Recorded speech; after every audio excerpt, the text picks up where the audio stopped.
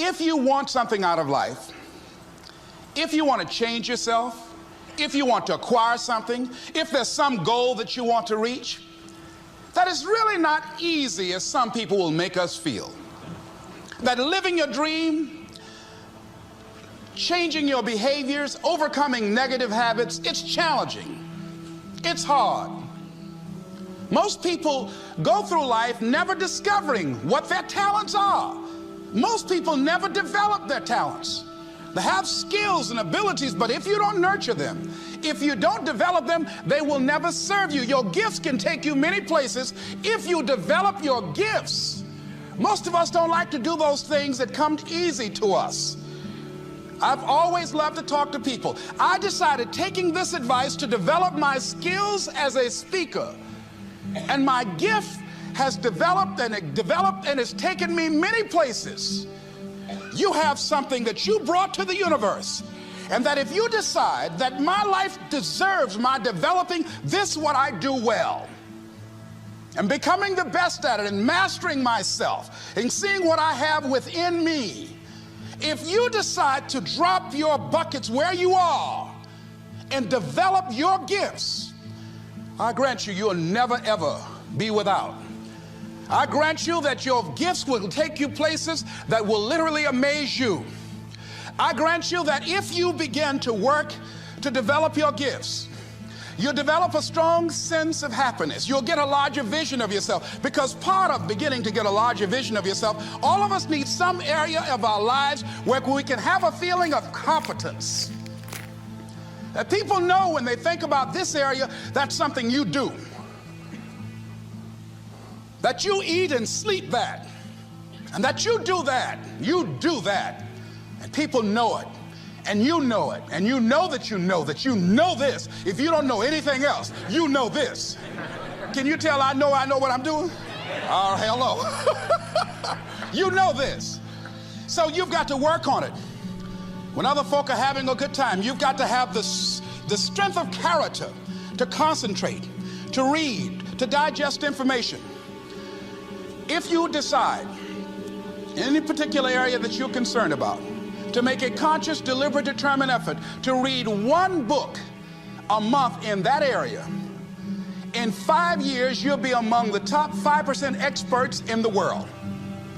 I read a minimum of 2 books a week. The average American reads only 1 book a year.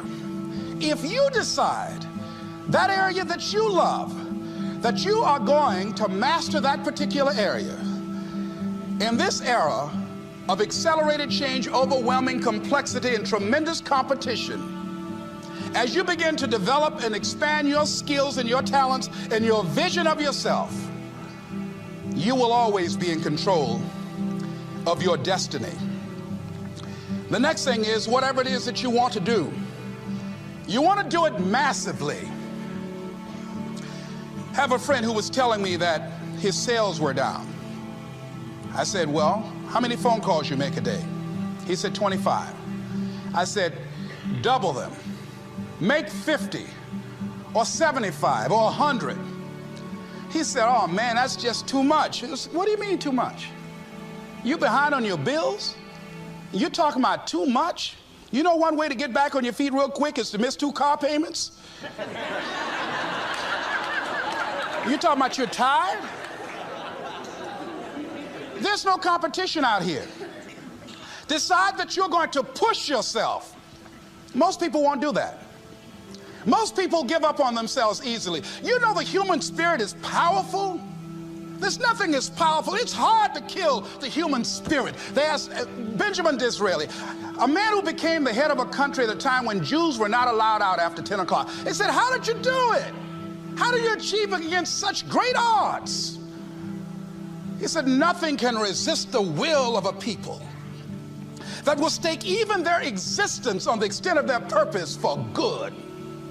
That when you have a made-up mind, when you decide that you want to do something, I was reading something the other day, he said, the power to hold on in spite of everything, the power to endure, this is the winner's quality. The hunger, the ability to face defeat again and again without giving up. This is a winner's quality. You have that quality within you.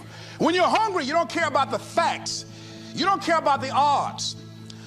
Doug Williams played for the Washington Redskins, quarterback. John Elway of the Denver Broncos in the Super Bowl. Everybody was talking about Elway. After the Super Bowl, when Doug Williams made a historic passing game, they asked him, said, how were you able, in spite of all of the negative publicity saying that you couldn't win, how did you do it? He said, I ignored my critics. I just didn't pay any attention to them. I ignored myself because they kept on saying it so much. There were times I doubted whether or not I can do what I needed to do. There's a Doug Williams in everybody here. There's greatness in you. And you've got to learn how to tune out the critics outside and the critic inside. And says, I'm going to do this. I'm going to harness my will. And I'm not going to let anything stop me. I deserve this. I'm going to do it until. And this friend, I told him, said, start increasing your calls. I said, I make 100 calls a day. I got a callus in my ear. My ear's kind of dark. You can't see it, but it's there.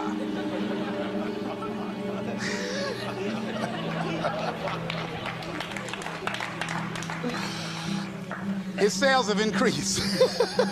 He's working harder now. The other thing is that if you want something, you have got to be relentless. You've got to learn how to become resourceful. You've got to learn how to become creative. When crises strike in your life, and in the Chinese language, crises mean danger, but it also means opportunity. And this is an opportunity for you to grow. And you've got to be so relentless, regardless of what comes down the pike, that you're always looking for a way to get over, always looking for a way that you can break through, always looking for a way that you can win, always looking for a way that you can strike a telling blow. And pretty soon, I think there's some people watching us in the universe that say, wait, let's call a meeting over here. You know that guy Mustafa? Look at him down there. He won't stop. Just that fool don't know he can't get over. Look here. Why don't we do this? Let him go and let's mess with somebody else. Shit. Let him go on through.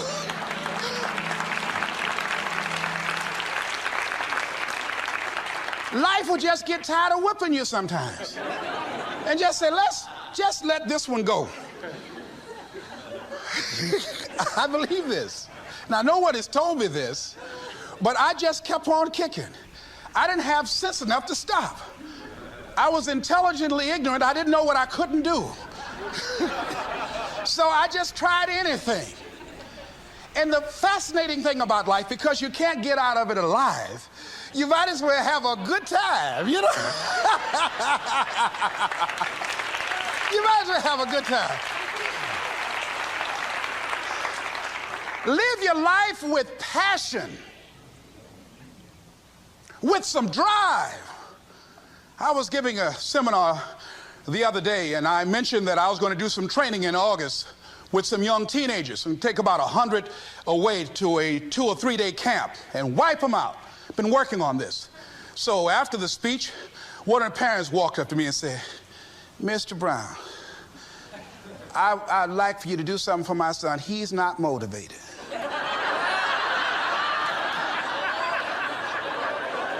I said, I wonder why.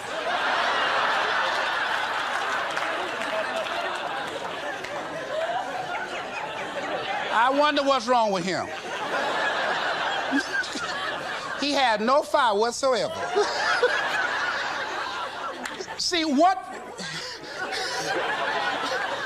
you do speak so loudly, folk can't hear what you're saying. And so if you don't have any fire, you've got to watch the people, the relationships that you develop. Have people of kindred mindsets. If you're around folk who are dead and negative all the time, they will affect you. You want people that are around you that have smiles on their faces, looking good. I was telling a group last week, Abraham Lincoln refused to hire a guy because of his face. They said, but the guy can't help it. He said, anybody over 30 is responsible for their face. If you have some depressing face looking at you every day, it affects your blood pressure. Keep these dead faces away from you. It's contagious. This is serious. So you've got to watch your countenance, watch your face, have an uplifted expression, watch your body posture. All of these things affect you psychically. You got to be the kind of person that you are fearless. Fearless. Folk leave fearless people alone. There's some people walk through a neighborhood and every dog in the neighborhood would bark at them.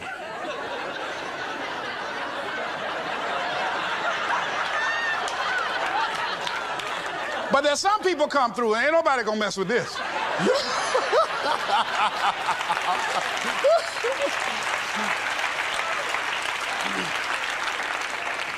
You are unstoppable. And because you are unstoppable, because you've got power that you haven't even begun to use yet, you owe it to yourself to release your brakes. How many of you have the experience of pulling out of your driveway and you mashed on the accelerator and the car was just going, it couldn't move, and you mashed harder and it couldn't move, and then you discovered you had your emergency brakes on. And then you release those emergency brakes and it goes, choo! Have you ever had that experience before? Most of us go through life with our brakes on, holding back, not giving all that we have, not sharing all of ourselves. Most of us go to our graves still holding on rather than releasing it. What are some of those things that keep us from releasing it? Because of past experiences, past defeats, past pain. We look back, well, it didn't work out then. It probably won't work out now. Many people get confused their performances with who they are. I was reading Pat Riley, the coach of the Los Angeles Lakers.